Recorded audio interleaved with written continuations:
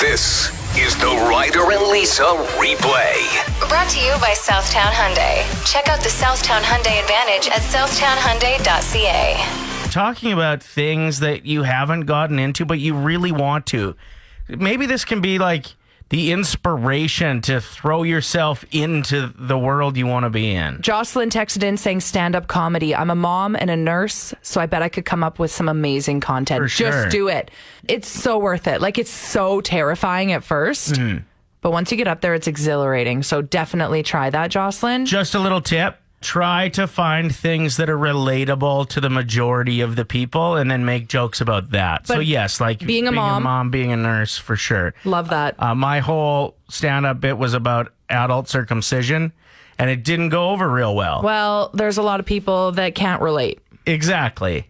Almost everyone. All right, so what's something that you've always wanted to get into, but you just haven't for whatever reason? Shauna wrote in saying laundry stripping. I'm just scared. Is that where you like put it in the tub? The tub. Yeah. It looks too pretty much, nasty. but like too much work. Yeah. And we're all kind of dirty. Just deal with it. The one that I'm trying to convince myself that I have a budget to get into this world is remote control trucks. I've always wanted like a really good remote control car. When I was younger, I asked for it every year. Never got it for Christmas. So I think I'm holding on to that. Mm-hmm. And I saw this post on Edmonton Reddit of these, like, it looks like 6 guys that took their trucks out. Whoa, so it's like the guys that go to the Strathcona Science Park with their drones. Yeah, exactly. But it's remote control trucks. And they go off-roading in the river valley together. And, like, see how high up they can climb their units. That's awesome. And then they, like, buy upgrades for their trucks, like put new bumpers and lights on them and jack them up a bit. I just think it would be really fun. But I also think it's about probably $2,000, and I have to pay for my daughter's braces. So, unless I just let her go gangly. No. And get into, well, I'll have to flip a coin or something. Krista just wrote in saying playing the piano. I've always admired people who could just randomly sit down at one and just play. It's so beautiful. That's kind of your answer, right? It is, yeah. But at this point in my life, is it worth it? Can I start my pop career now? I'm 31. No. But you could maybe start like a folk career. Ryder. Well, like cap guns and water guns, because I wasn't allowed to have that stuff as a kid. So why weren't you allowed to have them as a kid? My mother is terrified of anything that resembles violence or crime, and yeah, we just weren't allowed as kids. We were given water guns, but she called them water squirters. Okay, your mom is so precious. that's actually pretty cute. So now you're like, you want to be a super soaker guy? Well, this summer, yeah, I'm looking forward to getting some water squirters together, a couple friends in the backyard, and yeah, we'll fight violence and crime together. Yeah, okay. You're going to be very surprised with how many gains there's been in the technology surrounding water guns. Yeah, don't aim at the eyeball. Yeah, there's some high pressure units out there now. Just hook it right up to the hose and have at her. Yeah. Hey, 107. Tell me something good, Miss Evans. Okay, IKEA seems to always come up with fantastic ideas that help communities and stuff. Their latest adventure is creating a cookbook called Scraps Book, which has over 50 recipes using kitchen scraps that would otherwise be thrown away. And there's actual professional chefs from Canada that help them create each of these recipes. So, I mean, you usually throw out your banana peels. There's recipes that you use that in. You can learn how to regrow produce from chopped ends, use ground eggshells as lime scale cleaner, using cucumber leftovers as insect repellent, and more. You can download this Scraps book. It's a PDF. I have the information if anyone wants it. Is there any horse meatball Ryder, that's not funny. recipes? Tell me something good. Remember that? When they got in trouble because they had How horse could I meat in forget? them? How Okay. could I forget? Sorry. I'm a horse girl through and through. You're not a horse Yes, girl. I am. How many horses have you ridden? One. You're not a horse girl. All right. My story is about the number of electronic devices that end up in waste, the ever-growing pile of electronic waste. is on a drastic decline, surprisingly, with how dependent people are on technology and electronics these days. You think that would go up. Yeah, totally. But since 2015, every year it's getting lower, and there's a few reasons why. Electronics are lasting longer. That's a big one. But also convergence. So like gaming consoles, for example, are also your DVD player. Smartphones are also your camera and video recorder now. And calculator. Exactly. Remember when our teachers would yell at us and be like, you're not going to be carrying around a calculator the rest of your life. You need to know how to do division in your head. Joke's on them. Yeah. Ask me a math question. I'll figure it out. Anyway, good to see that the electronic waste is on the decline. Yeah. Tell me something good. Time for a segment we call I Can't Be the...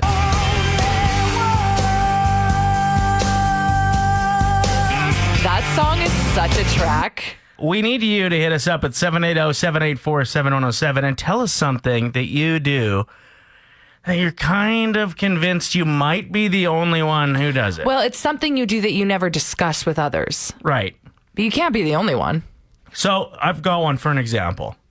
I can't be the only one who kind of thinks previews are just little mini spoilers. You think it gives away way too much information? Way too much. When I'm like going to watch a Netflix movie and people are like, oh, well, let's watch the preview, see if we like it. Oh, do you mean get the entire storyline? In 2 minutes? No, thanks. I don't think you are the only one, so you're not the...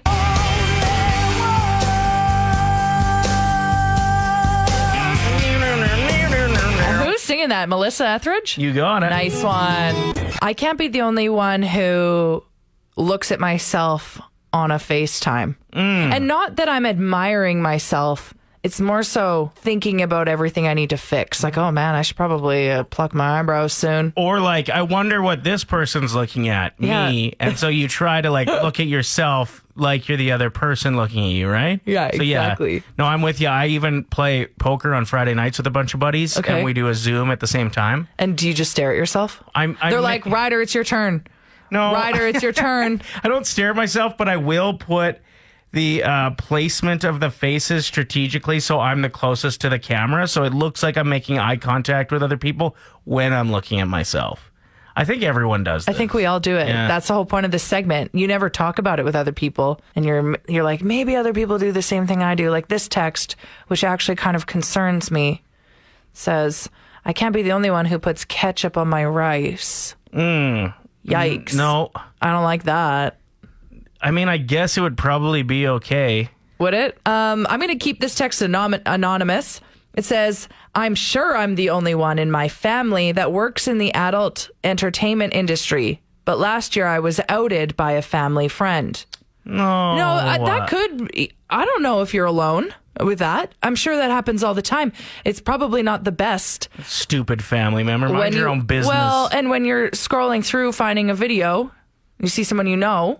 What, you're going to keep that to yourself? 780-784-7107. I can't be the only one who blank. What do you got? Has 2 months worth of mandarin orange peels in my driver's side door from having car snacks. So oranges are your car snack? They are, yeah. Are they shaped like elephants? Some of them, to the best of my ability. Okay. But now that it's starting to warm up, it's starting to become a problem. Yeah. Right. Yeah, Pretty time stinky. to clean the car. Yeah. To the anonymous texter who didn't sign a name saying they put ketchup on their rice, you aren't the only one, because there's a lot of people texting in now standing up for you saying they also put ketchup on their rice. You are not the...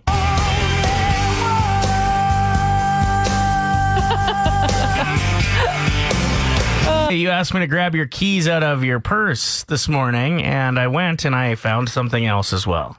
I don't want to talk about that. Cheesy poofs! Where did you get Cheesy poofs. a bunch of Halloween-sized bags of cheesy poofs? I'm really into cheesy poofs right now. They're not called that, are they? Cheesy puffs. Yeah, cheesy It's way poofs. more fun to say cheesy poofs.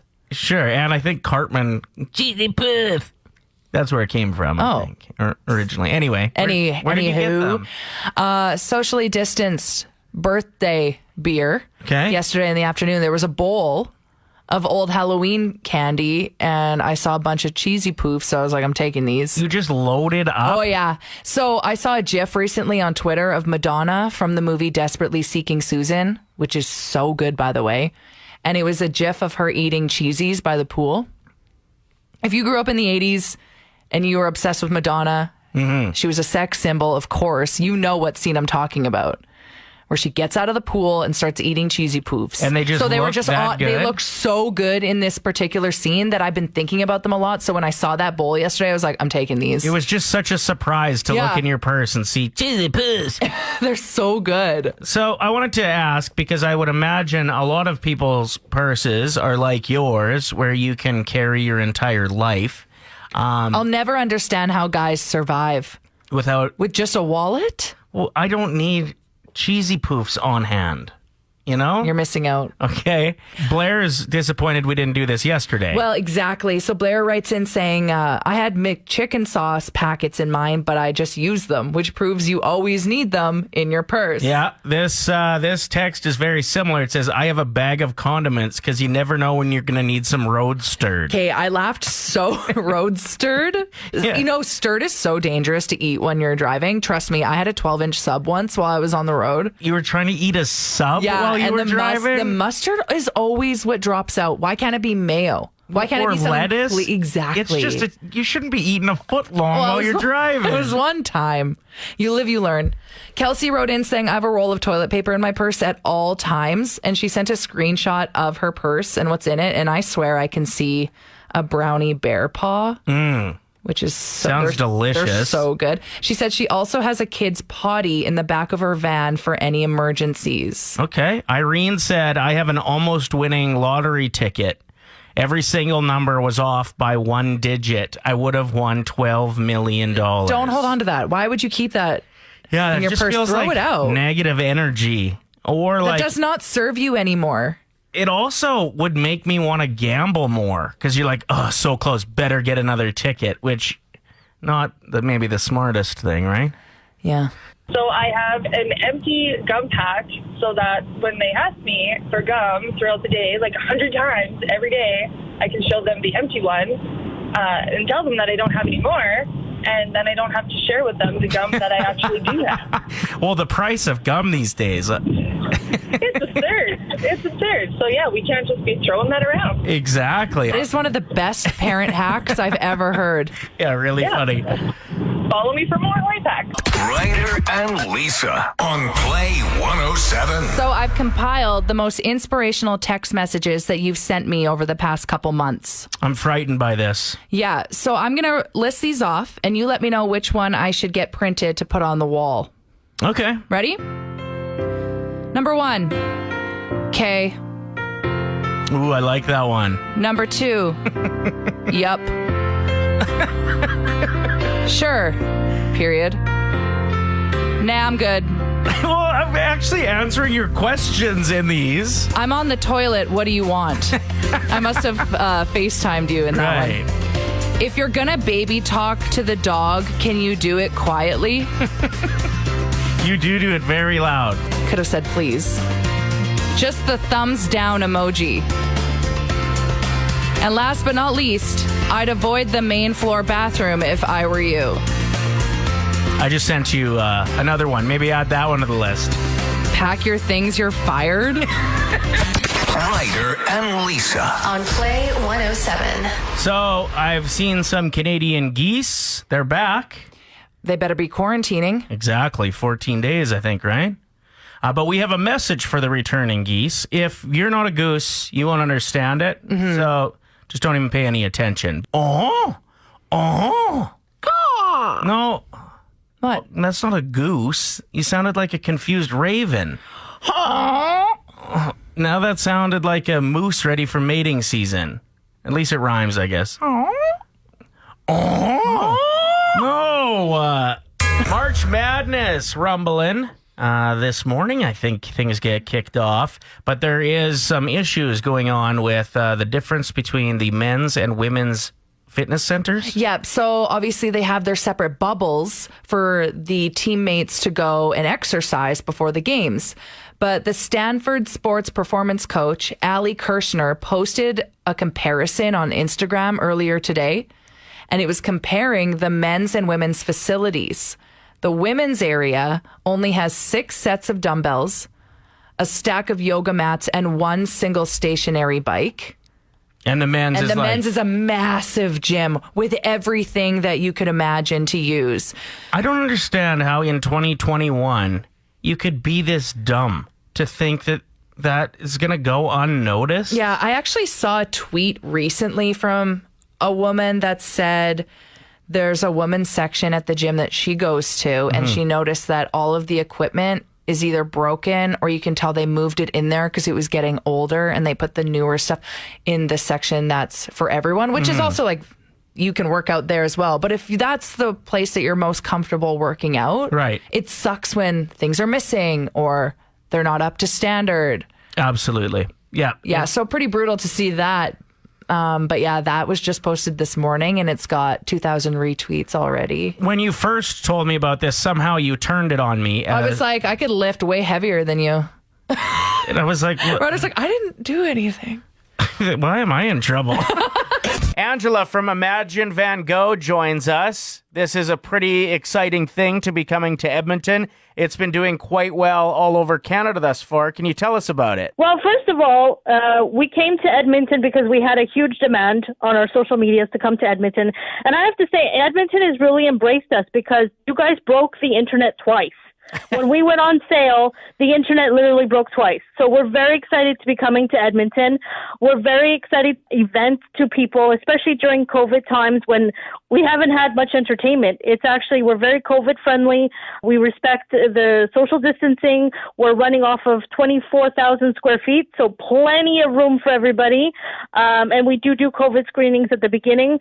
But I think it's just really important during this COVID times that, you know, we do have somewhere to escape. We do have some sort of entertainment, and we're very excited to be bringing our exhibition to Edmonton. How do people go about getting tickets? You can come to our website at imagine-vangogh.com and click on Edmonton, and the ticket button's right there. Okay, when you say the exhibit brings Van Gogh's work to life, I've seen some pictures, so I think I know what that means, but can you just give us a bit more detail? So when you walk into the immersive room, you're literally immersed in his paintings. It's like you're walking in his thoughts, in his dreams.